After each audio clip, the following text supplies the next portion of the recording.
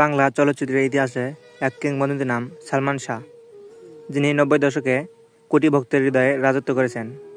কিন্তু হঠাৎ করেই ১৯৯৬ সালের ৬ সেপ্টেম্বর সেই নায়ককে পাওয়া গেল নিজের ঘরে, পাখার সাথে ঝুলন্ত অবস্থায়।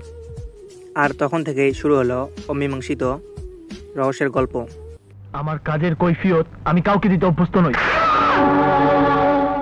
সেদিনের সকালটা ছিল একেবারেই সাধারণ।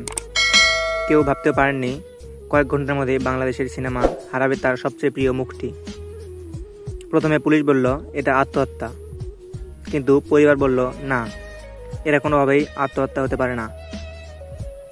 তবে এটা কি পরিকল্পিত হত্যা নাকি অন্য কিছু? এই নিয়ে শুরু হয় দীর্ঘ তদন্ত, মামলা আর বিতর্কের ইতিহাস। বছরের পর বছর কেটে গেছে, কিন্তু উত্তর আসেনি।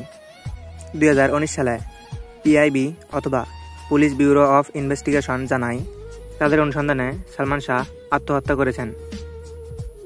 হত্যার কোনো প্রমাণ পাওয়া যায়নি, কিন্তু সেই রিপোর্টটি মেনে নিতে পারেনি সালমান শাহর মা ও তার পরিবার।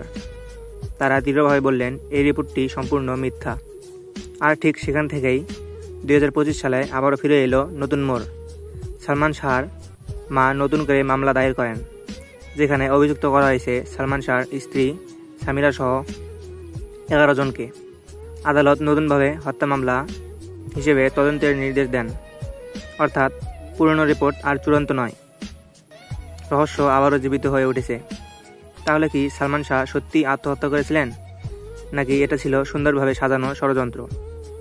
প্রমাণের অভাবে আজও সেই প্রশ্নের উত্তর অন্ধকারেই রয়ে গেছে।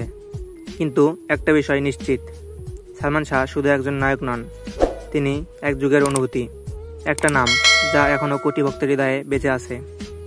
সময় হয়তো একদিন সত্যকে প্রকাশ করবে, কিন্তু সালমান শাহ সেই অমর নায়ক, যিনি চিরকাল রয়ে যাবেন বাংলাদেশের সিনেমার এক কিংবদন্তি হিসেবে।